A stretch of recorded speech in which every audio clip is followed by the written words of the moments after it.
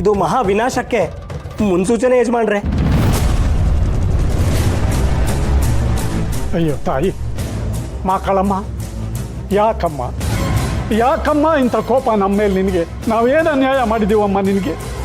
ಅಂಥದ್ದೇನಾದರೂ ಇದ್ದರೆ ಹೇಳ್ಬಿಡು. ಮೊದಲು ನನಗೆ ಶಿಕ್ಷೆ ಕೊಡು. ನಮ್ಮ 3 ಜನಕ್ಕೆ ಏನು ಮಾಡಬೇಡ ತಾಯಿ, ಏನು ಮಾಡಬೇಡ. ಅರ್ಚಕ್ರೆ, ಇವಾಗ ಏನು ಮಾಡ್ಬೇಕು ಅನ್ಕೊಂಡಿದ್ದೀರಾ?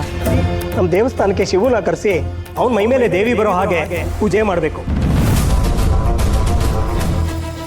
ದಣಿಗಳು ಹೆಂಗು ಕೇರಳ ಮಾಂತ್ರಿಕನ ಶಕ್ತಿ ನಿಮಗೆ ಗೊತ್ತಾಯ್ತಲ್ಲ, ಹ್ಞೂ ಅಂತ ಒಪ್ಕೊಂಬಿಡಿ. ಆಮೇಲೆ ಅದೇನಾಯ್ತದ ನೋಡ್ಕೊಂಬಿಡವ. ನಮ್ಮ ಛತ್ರಿ ಕೂಡ ಅದನ್ನೇ ಹೇಳ್ತಿದ್ದಾನೆ, ನಮಗೆ 3 ಜನನೇ ಮುಖ್ಯ ಅಂತ. 3 ಜನಕ್ಕೆ ಒಳ್ಳೇದಾಗುತ್ತೆ ಅನ್ನೋದಾದರೆ ಆಗಲಿ, ನೀವೆಲ್ಲ ಸಿದ್ಧತೆ ಮಾಡ್ಕೊಳ್ಳಿ.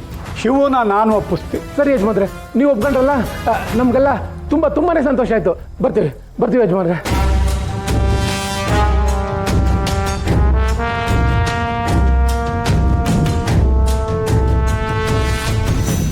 ಯಾಕಪ್ಪಯ್ಯ ಗಾಬರಿ ಆಗಿದ್ಯಾ?